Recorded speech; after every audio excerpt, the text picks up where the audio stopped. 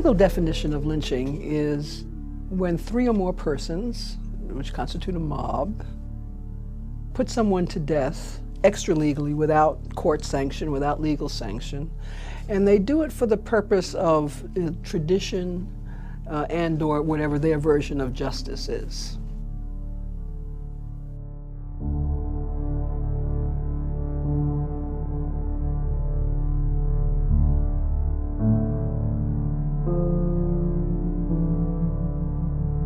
And this becomes a legal definition by the 1920s, so the NAACP and their struggle, of course, against lynching and trying to make lynching a federal crime.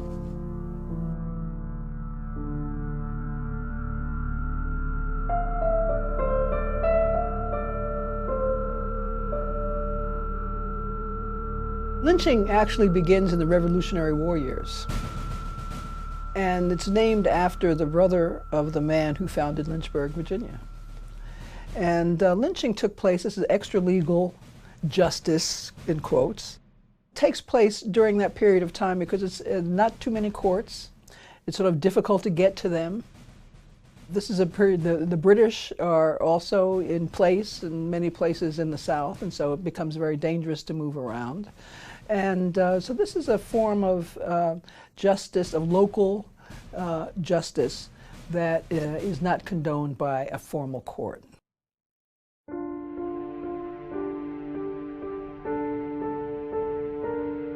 It's interesting, it's not until 1886 that the number of black lynch victims actually exceed the number of white lynch victims. So this is an American tradition that becomes racialized later for a number of reasons. There's a constant struggle over the meaning of who deserves the protection and rights that are talked about in the U.S. Constitution.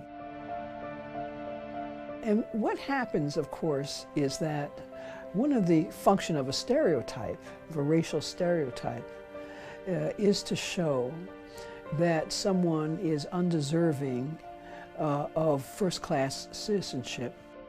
And until rather recently, first-class citizenship was seen not as a right, but as a privilege.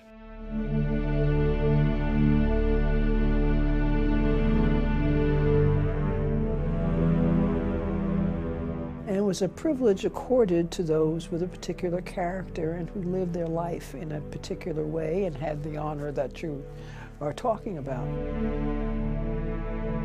This really stymied activism because in the history, African-American history, there is which still exists to some extent, a big conservative element that really says, you know, if we live our life a certain way, we're going to become first-class citizens because that's what the Constitution says, but it's a privilege, it's not a right.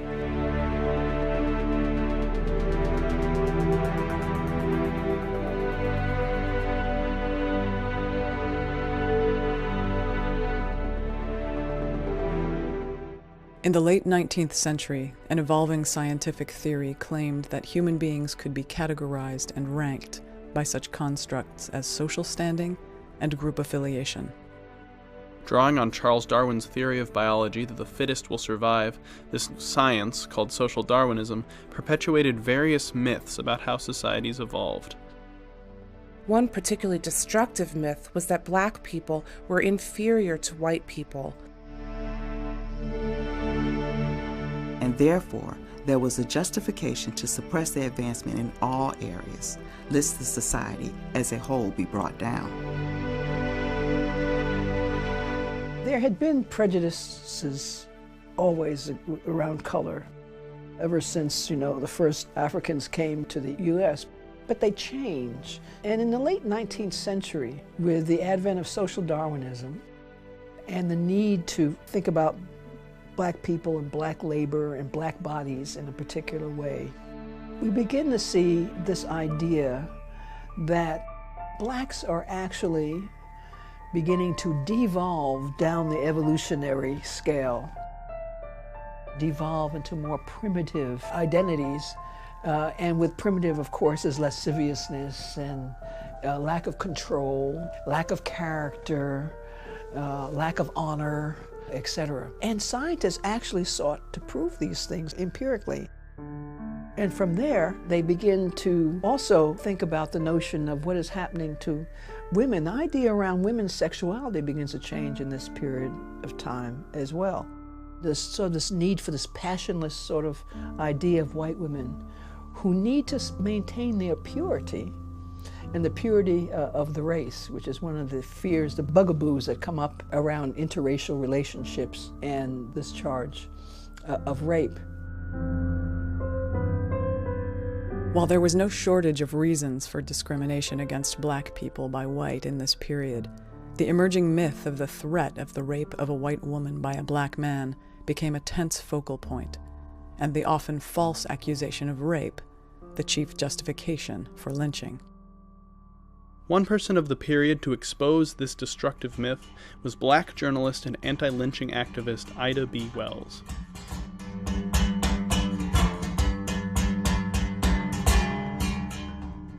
Ida Wells was an activist, a woman who was born in Holly Springs, Mississippi in 1862.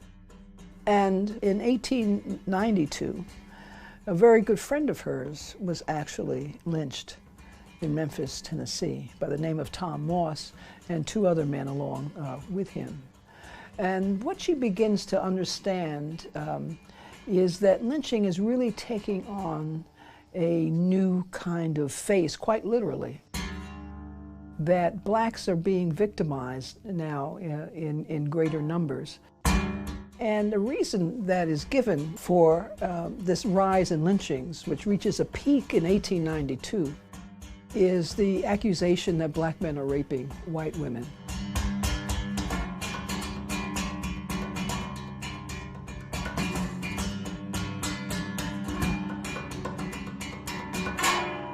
And she says it's new because there's no history of this in the numbers that people are professing.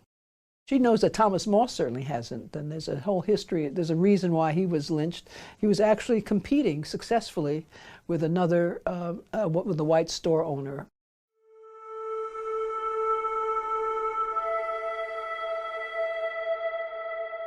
So what she does, which is really makes her so interesting, I think, an activist, is she becomes an investigative reporter. And so when she starts talking against lynching, she's just not giving an opinion, she's actually going to the sites of lynchings. She's using statistics that other people also use to disprove the idea by simply finding out instances when there was a charge of rape that often there were just consensual relationships between black men and white women.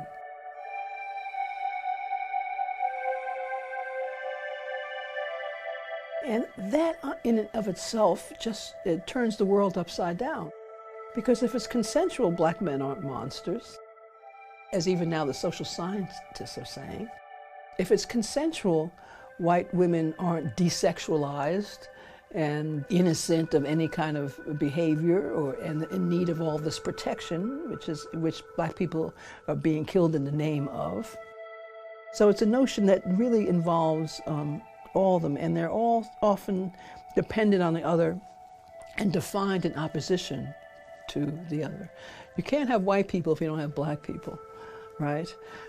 With all of the characteristics that are also defined in opposition to one another.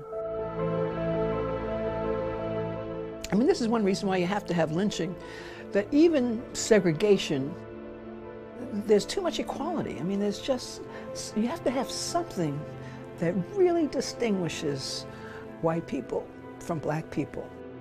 And having black people be lynch victims and white people are able to be the spectators, now that's different. Now that is a difference that is consistent.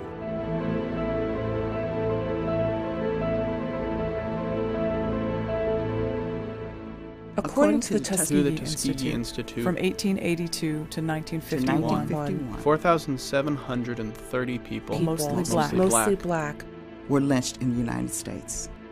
They were tortured, hanged, burned alive, dragged behind trucks, and in several cases their bodies were were dismembered, and the pieces either discarded or kept by many as souvenirs.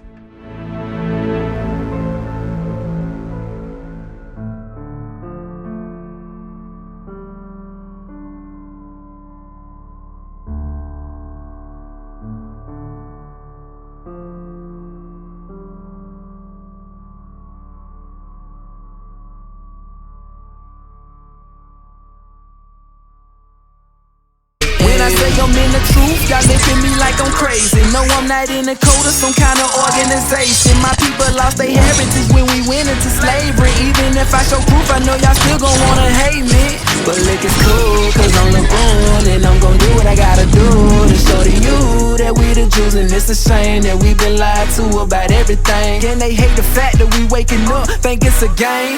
So-called Negroes are the only people that I know who went inside those cargo slave ships. Wait,